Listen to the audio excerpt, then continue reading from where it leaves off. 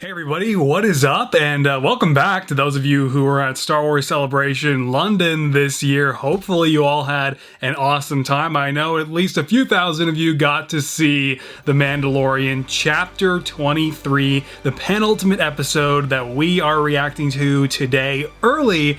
And I know that some spoilers were going around, so hopefully no one who didn't want to got spoiled here. I honestly, as amazing as a lot of The Mandalorian Season 3 has been, especially as a Clone Wars fan, with how much screen time Bo-Katan has been getting, it's definitely been a mixed bag compared to Season 1 and 2, and I think that consensus is echoed all around the internet, but I also think that, no doubt, the filmmakers, Jon Favreau, Dave Filoni, the directors and writers, Jon Favreau are listening, and hopefully Mandalorian Season 4 will be a little bit tighter. Even so, I feel like The Mandalorian Season 3, in a lot of ways, is kind of continuing the trend where it's like, I remember this even with Season 2, we're all wondering, what are we going to do for the last two episodes? They have so much to wrap up. And then they still managed to in like the last episode, the finale, and hopefully that's the case here. We've got a pretty long 53-minute penultimate episode, Chapter 23 here, and then from that point on, I mean, who knows what the finale will even look like, but there's a lot to wrap up here, man.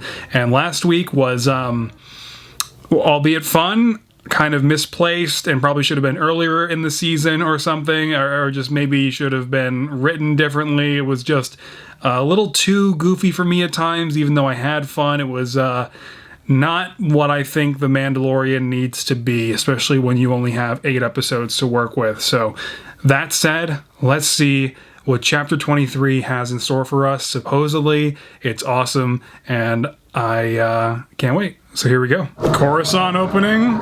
Okay. That looks expensive. Oh my god. What's Elia Kane up to? Why does this look exactly like the entrance to the droid bar in the last episode? Did they just like reuse the set? Probe droid?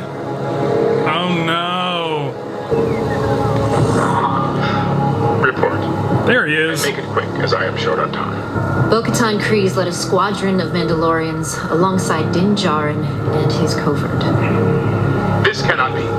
Those two factions are sworn enemies. Which is why I contacted you with haste. I shall deal with our Mandalorian friends.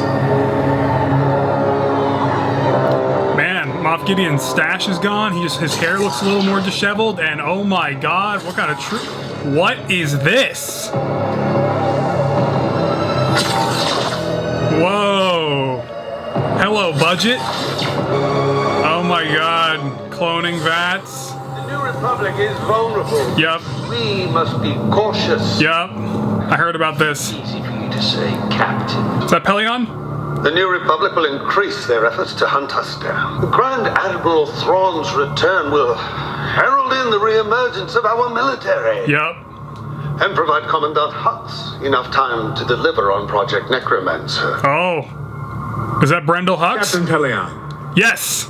you always speak that Grand Admiral Thrawn is missing from your delegation. Any word on when he will be able to participate in the Shadow Council? With respect. You have spoken of his imminent return. Perhaps it's time we look to new leadership. Here. Uh-oh. Necromancer is a place for that.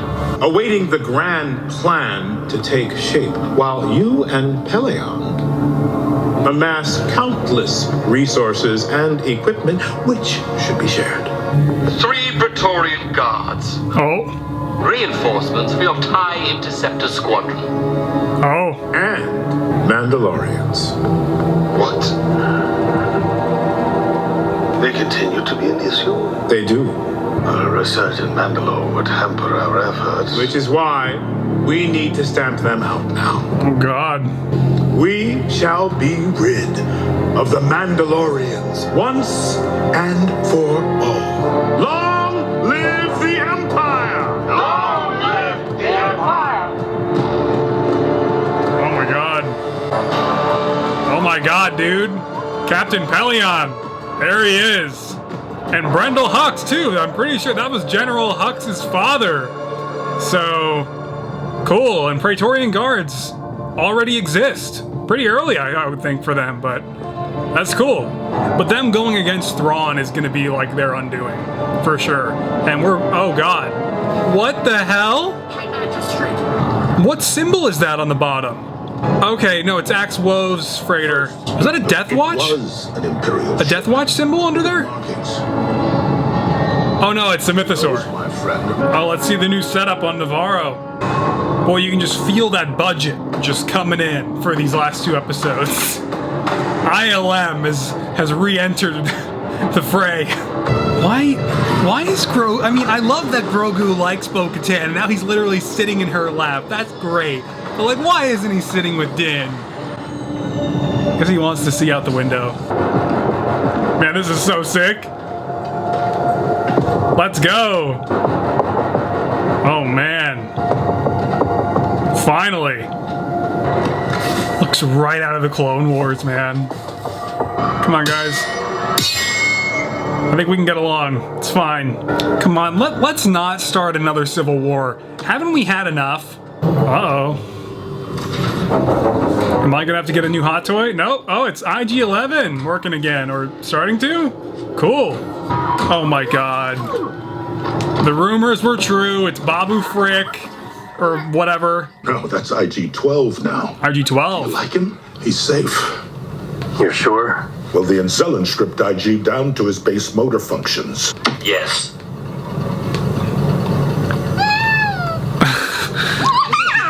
So Grogu is gonna ride and pilot IG-12. Think of it this way. I knew it. Bad baby. Oh, sweetie. Well, Bad baby. he's too little to operate this. No. That's freaking hilarious. Maybe when he's older. No. I Oh! mean, no.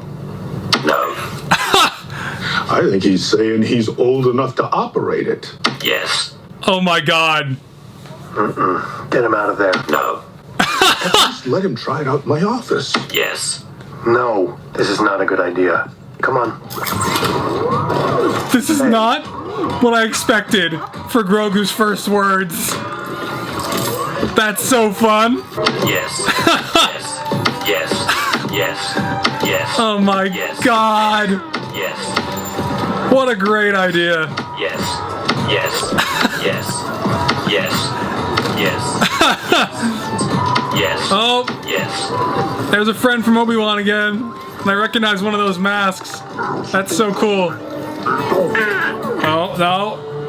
No. Yes. Hey, No.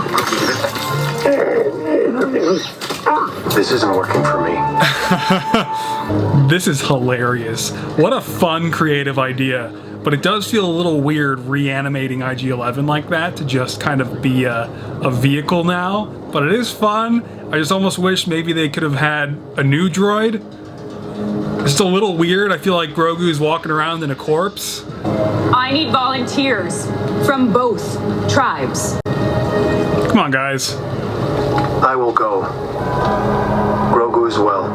I will go. Casca, I am not in season 3, Reeves. Why do I feel like someone's gonna die, man? Oh, look at the VFX.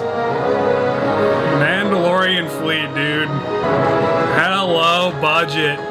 Yeah, you know, the question has kind of been ringing around in my head, like, okay, if Bo-Katan dies in the finale for whatever reason and passes the Darksaber back to Din, it's like, God, I'll be so crushed and I'll be so sad. But we've gotten so much great material with Bo-Katan in live action. Scouting party descending to surface.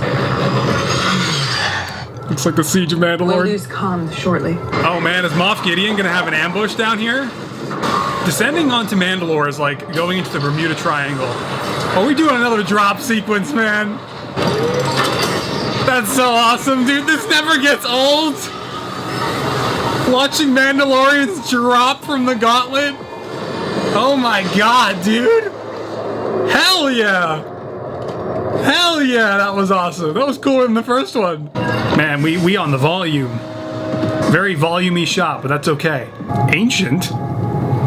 Sundari's not that old. Well, I mean, like, Sundari was only destroyed like 12 years ago or so. Seeing the Watch with Bo-Katan's forces now really makes this feel like the Mandalorian kind of coming up to its full potential now. Kind of what we always hoped to see since season 1 was what the Watch would be like with other normal Mandalorians, or at least after the season 2 reveal that the Watch even were a separate sect. On the horizon. What is that? What is that? Flanking left. What is that, dude? Oh my god, it's like something out of Dune. They're Mandalorians. No way. No way. No way. There are still Mandalorian survivors that have been living on the surface? Whoa, dude. Holy crap, that's so cool. We knew you would not forsake us, Lady Bo-Katan. Oh my god! Why couldn't Christopher Lloyd be one of those characters? Oh my god, the guilt. That's not true. I did surrender. Really? I met with Moff Gideon. Oh. Mandalorian lives were to be spared. He did not honor that. That is how Moff Gideon came to possess the Darksaber. Oh my god. And then he betrayed me, and we were helpless to resist the purge of Mandalore. Oh my god.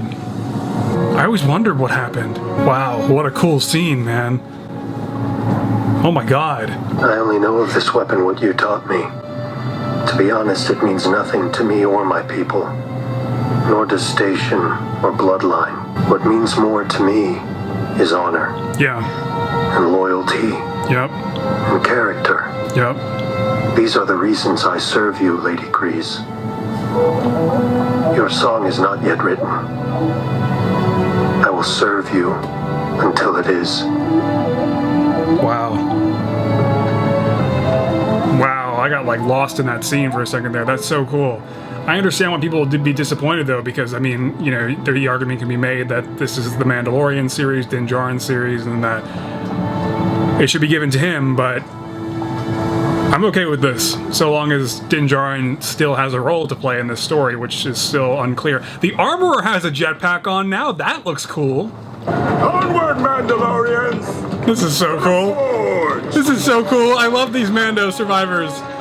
What a fun idea.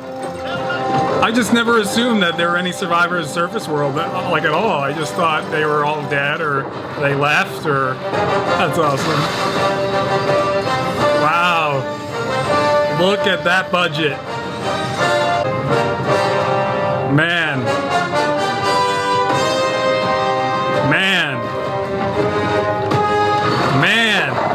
The Armorer piloting a gauntlet? Hello. When's Moff Gideon gonna ambush? Dude, Lego has to make this into a set. This is so cool.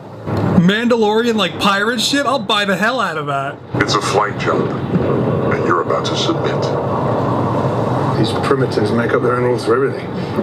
Oh my god. Primitives, dude? Primitives?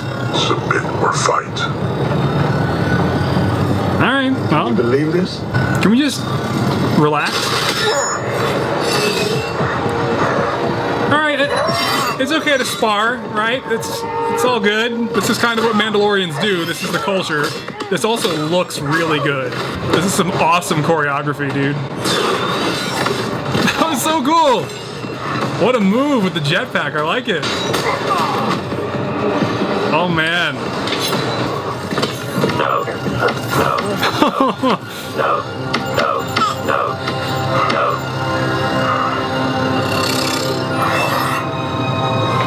That was so You cool. taught your apprentice well. Oh, this IG-12 is gonna be fun. Already making great use of it. Oh no, that's their light cruiser, right? Yeah. I'm just waiting on that ambush, man. Oh no. Are there more spider droids? Is there gonna be a swarm of them? Oh god. Oh, it's the Mythosaur. No. Oh, it's the Mythosaur, dude. Oh, it's the Mythosaur. Here we go. Here we go. Here we go. Here we go. No. Hello. Oh man.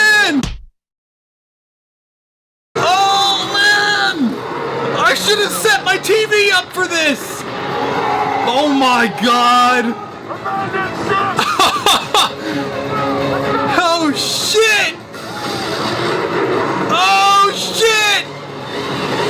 Whoa! Hello!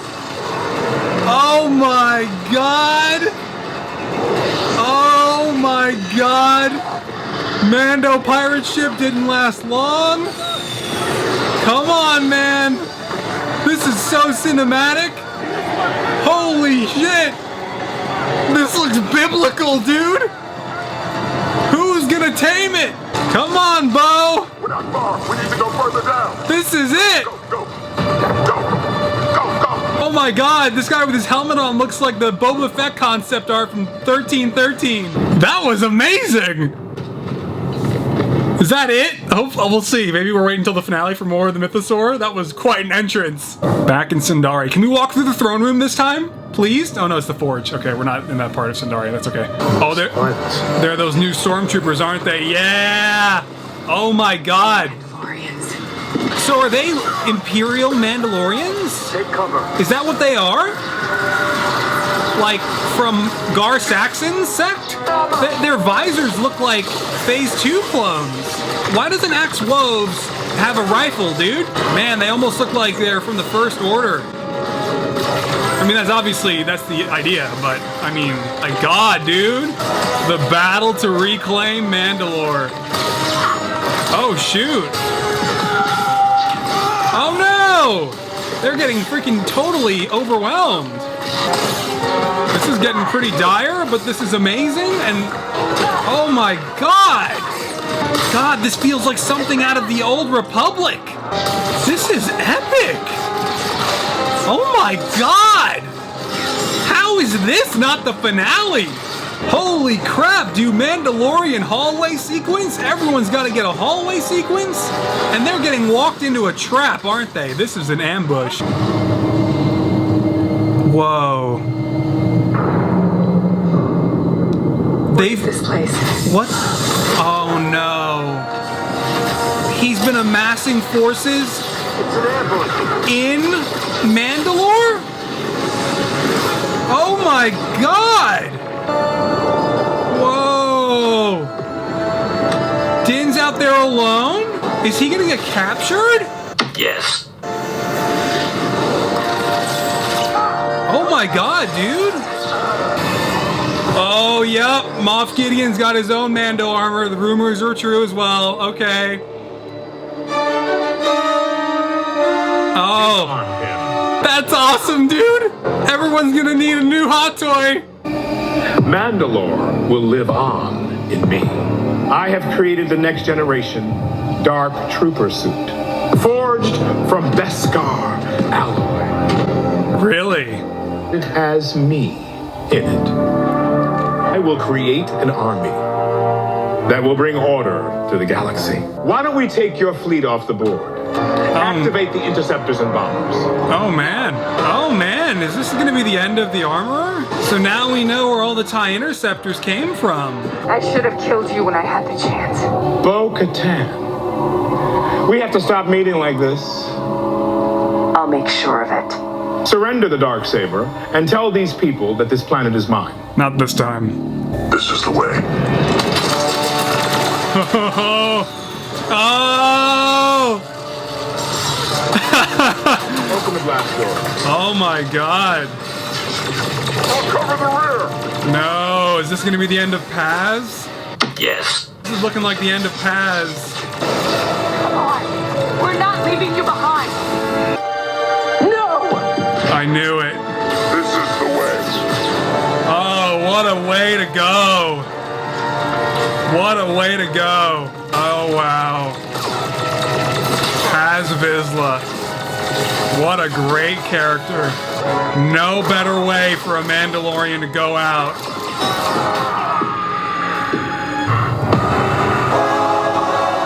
Moff Gideon?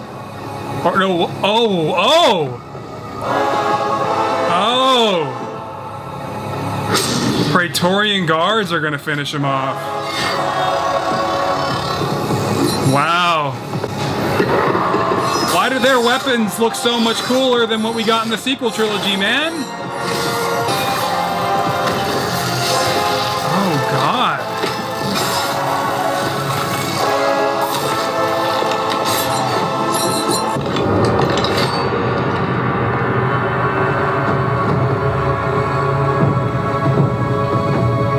so those weapons can pierce Beskar. Oh my god. Holy crap, Rick Famuyiwa just coming in with his best episode to just blow us the hell away. Oh my god, dude. Yeah, you know, normally I was never really one to subscribe to this idea that like they aggregate a lot of the budget to the final episodes and that they largely spread it out, obviously. But oh my god, the sudden jump in story momentum and huge VFX just really seems to lend credence to that being the case for The Mandalorian Season 3. Guys, that didn't have the typical ending with the usual theme either. That felt like the wrong Jedi or the season and series finale of the Clone Wars, where it's like the even I think Rebels did it a few times, where the main theme is just not fitting for the scene.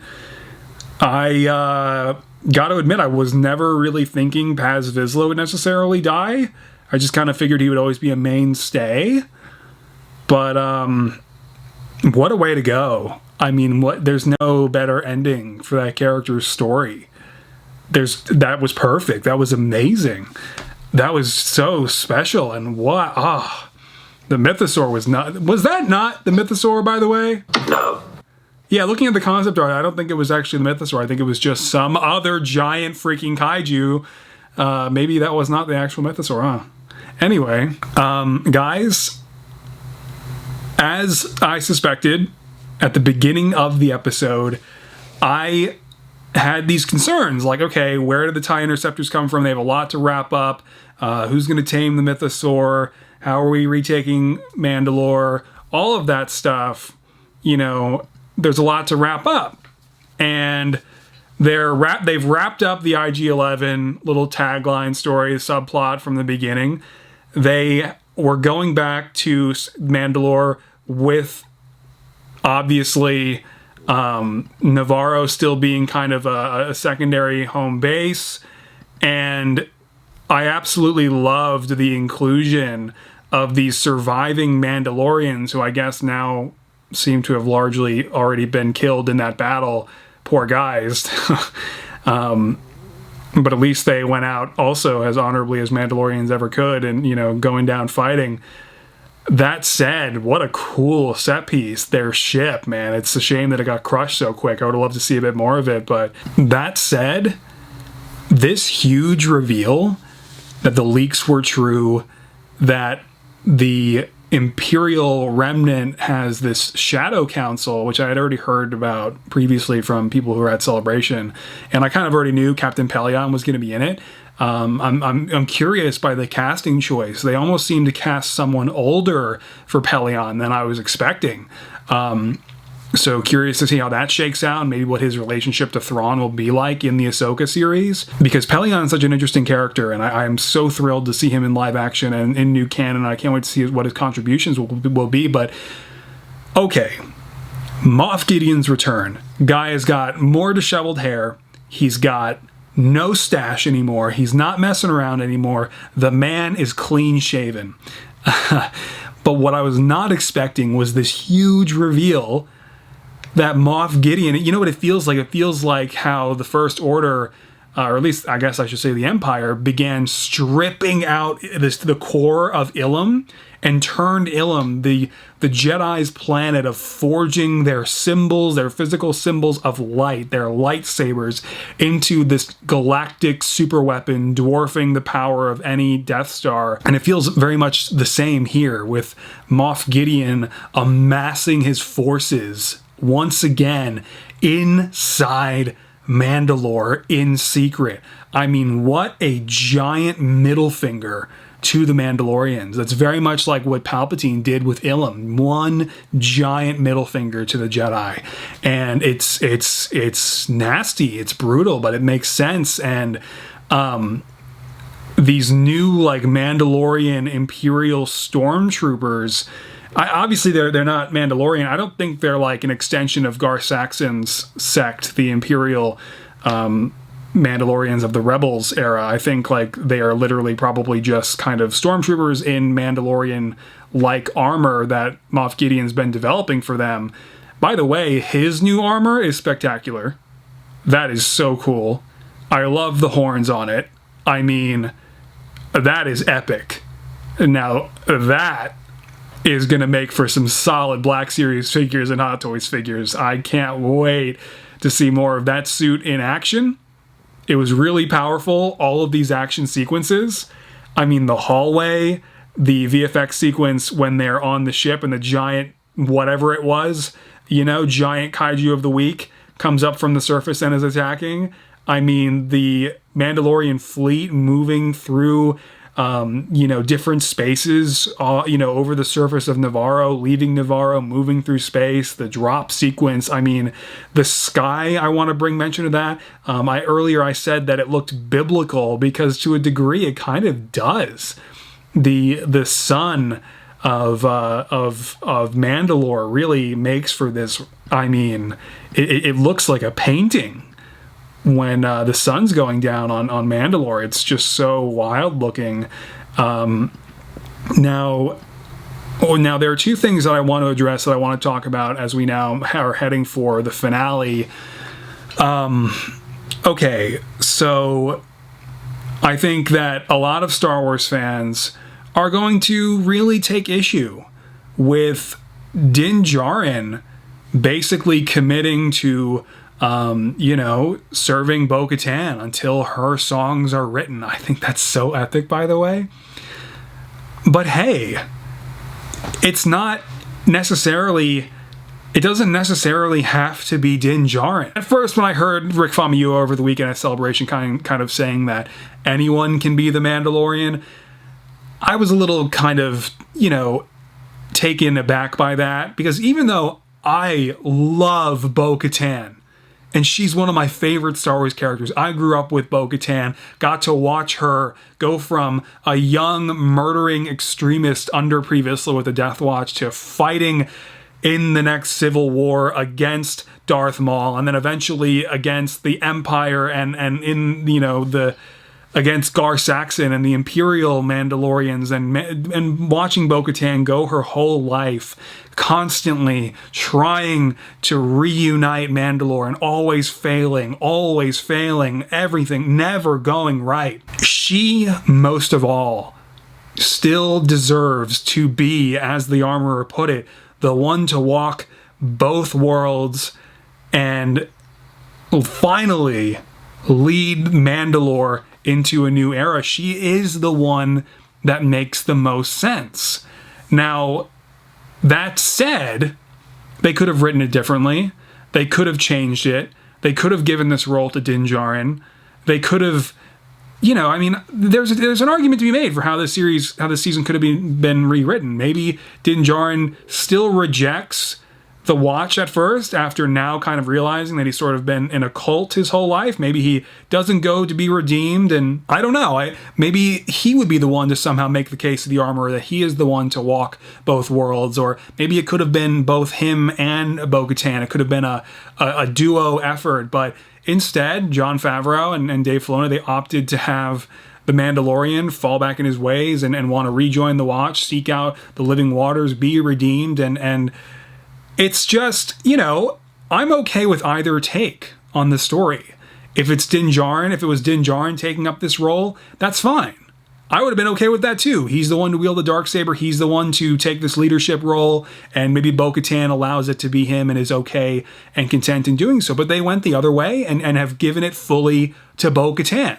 She now purely wields the Darksaber, whether you want to call it a technicality or not. It's still, you know, honorably won, and that's okay. You know, I'm okay with either Din Djarin or Bo-Katan. Now, could you say that I'm biased as a Clone Wars fan because I grew up with Bo-Katan for so much of my life? Then yeah, I mean, sure, I guess you could say that. But she still, story-wise and in universe, makes the most sense at the end of the day. So that brings me around to the final predicament. This is still the Mandalorian. Din Djarin is still the main character, and so yes, I am now questioning his and Grogu's role in this show, with Bo-Katan literally taking center stage, almost fully at this point. Or you could argue, yeah, just fully at this point. What is Din Djarin's role? What is Grogu's role? That, to me is a huge question mark now, and a question mark that I know my friends also have, and I think I'm curious what you guys think. If you stuck around to this far into the video, I really appreciate it. But yeah, what is their role? I'm a little confused now. As much as I love seeing Bo-Katan finally leading the Mandalorians and uniting them into this new era, one final battle to reclaim Mandalore, it's great. But what are Din Djarin and Grogu's roles in it? I guess maybe it's a collective role? But I don't know. It's an interesting question, because I'm thrilled to see Bo-Katan doing this and taking such a major role in the show. But yeah, that's still the lingering question. Now, one closing point that I want to make is, hey man, I am perfectly fine with, Jon Favreau and Dave Filoni and everyone working on The Mandalorian trying to retroactively go around and build context around the sequel trilogy, right? I mean, the sequel trilogy was not handled well. It didn't go well, especially The Rise of Skywalker, just tossing in all of this lore that they were not ready to tackle, just tossing it all in and we'll figure it out later. It just was not well written. It was not well planned out, and everyone suffered because of it, right? I mean, they're great. If you love the sequel trilogy and it works for you, that's awesome. I'm glad you're able to enjoy it more than most, but it created a lot of problems, and, you've had a lot of authors trying to fix detail and write retroactively so much story around it, but actually seeing Jon Favreau really seriously trying to insert Praetorian Guards and trying to slowly build up to it was, I appreciate it. Hopefully, with all this work, eventually The Rise of Skywalker, and the sequel trilogy will be easier to watch. That's kind of the hope at the end of the day. And I'm okay with it, because the sequel trilogy is always going to be canon anyway. But let me know what you guys thought of the penultimate episode of The Mandalorian Season 3. The season has definitely been a mixed bag up until this point, but I can't wait to see what they're going to do for the finale. They've answered a lot of questions here, and I think that we're looking really good. And I can't wait to see the Mythosaur in the finale. It's got to be in the finale, so we'll see. This is the battle for Mandalore one more time. This is the way.